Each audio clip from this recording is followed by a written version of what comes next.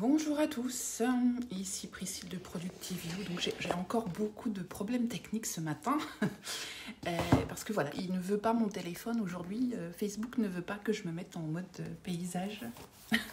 Je ne sais pas pourquoi. Mais bon, bref, c'est comme ça. Donc j'ai un petit peu de mal, j'ai un petit mal de la lumière. Enfin, j'ai mal d'une façon générale parce que j'ai une migraine de nouveau.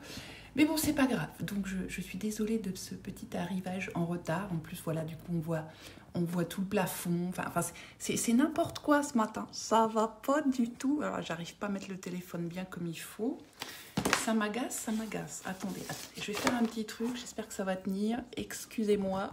On va y arriver. Hein. C'est le bricolage du matin. Oh, monsieur Feuger! Coucou Patrick! Et Nathalie. Bonjour Nathalie. Décidément, ce matin, que les gens que je connais, je suis super contente. Alors, pour cette semaine, sur le 3e épisode de la semaine, on reprend le livre Soulful Simplicity et puis le manifeste du gentil guerrier, entre guillemets, comme l'appelle Courtney Carver, ou comment mettre fin à notre état de occupationnite aiguë dont je parlais hier. Et alors, on a vu 4 points depuis le début de la semaine. Ne pas dire non, ne pas dire oui, pardon, quand notre cœur dit non. S'évaluer par rapport à ce qu'il y a dans notre cœur plutôt que par ce qu'il y a sur notre to-do list, prioriser l'amour et la santé, et la 4e qu'on a vue hier, c'était ne pas hésiter à demander de l'aide si c'était nécessaire. Le 5e point, c'est de travailler autant que faire se peut avec des gens qui veulent le meilleur de vous et qui ne veulent pas que vous soyez en fait le plus occupé. Il y a beaucoup d'entreprises, beaucoup de patrons qui évaluent leurs collaborateurs au nombre d'heures passées au bureau, à brasser du vent, tout un tas de trucs, à travailler pas forcément de façon efficacement, plutôt que de vouloir des gens qui soient efficaces et bien dans leur peau. Voilà, il faut être occupé, il faut être là de longues heures, il ne faut pas hésiter à faire des réunions pendant des heures qui ne servent à rien, à faire des tas de rapports que personne ne lit. Et on s'en rend compte généralement quand on est absent ou on est débordé, on est malade, on ne fait plus un truc. On se dit « Ah là, les gens vont râler », puis en fait non, personne ne l'a même remarqué parce que personne ne le lit. Voilà. Et donc, ce que Courtney Carver suggérait, c'était qu'elle aussi, elle travaillait comme ça, dans tous les sens, comme un peu le hamster qui est dans sa roue, dont on parlait hier, et qu'à la place, on pourrait essayer de remplacer un certain nombre de ces mauvaises habitudes par des choses qui soient un petit peu plus pertinentes, comme par exemple réduire la durée des meetings, faire des réunions debout, travailler avec, s'organiser des choses qui soient... qui fonctionnent pour tout le monde, qu'on prenne bien en compte les contraintes de chacun, de ne pas regarder ses mails toutes les 3 secondes, mais de pouvoir le faire qu'un certain nombre de fois par jour. Ça doit vous rappeler un certain nombre de sujets dont je parle régulièrement sur la chaîne Productivio, puisque forcément, si j'en parle, c'est qu'il y a quand même un lien avec le message de base. Voilà, donc, et l'idée aussi, ensuite, c'est de se dire... on doit faire le meilleur de soi, essayer de donner le meilleur de soi au travail. Ça ne veut pas dire se tuer à la tâche pour faire des choses qui ne servent à rien, qui sont complètement en dépit du bon sens, et pour des gens qui de toute façon, mais non, rien à foutre.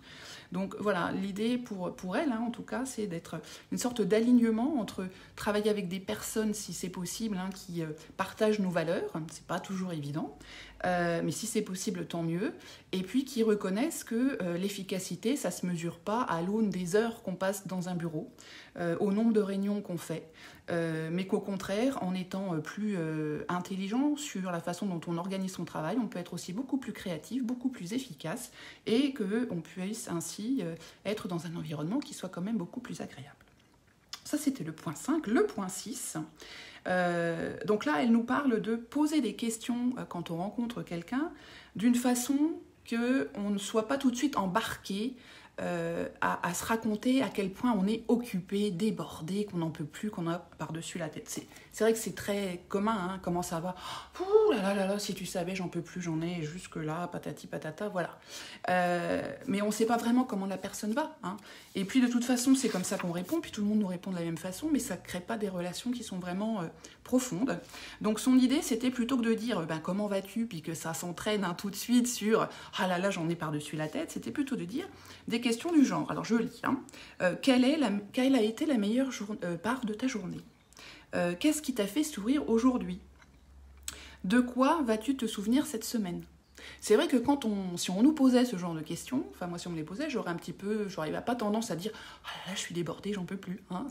C'est pas la réponse que ça appelle, au contraire, ça appelle à prendre un petit peu de recul sur sa semaine, sur sa journée, à penser au quoi on peut être reconnaissant, qu'est-ce qui s'est bien passé, quels gens sympas on a pu rencontrer, plutôt que se focaliser sur la grosse tâche qu'on a, sur le montant, l'énorme travail qu'on a, sur des problèmes relationnels avec quelqu'un. Au contraire, là, on va essayer de voir quelque chose de beaucoup plus positif. Et elle suggère aussi de carrément bannir de notre langage le mot occupé, débordé, enfin voilà, tout ce qui suggère qu'on passe notre vie au bureau, il n'y a que ça qui compte.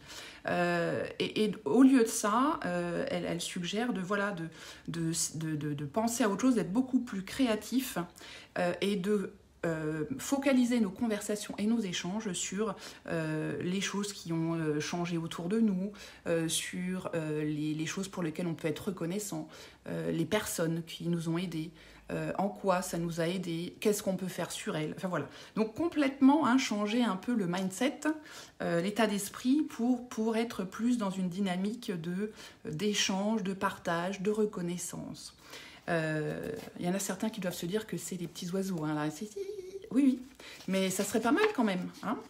Voilà, donc on a fini pour la partie 5 et 6 pour aujourd'hui. Il en reste encore un petit peu pour la fin de la semaine. Alors je vous souhaite à tous une très belle journée et puis on se reparle demain. Bye bye!